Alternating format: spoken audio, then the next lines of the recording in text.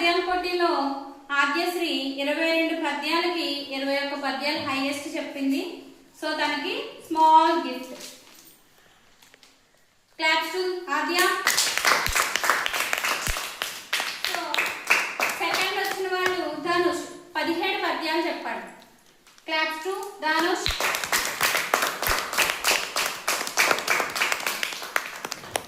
Next దేవదిది.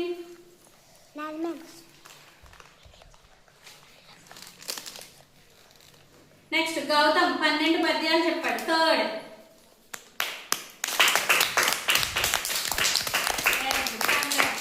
Next Kusuma 10 పద్యాలు చెప్పింది. కమా స్మాల్ గిఫ్ట్.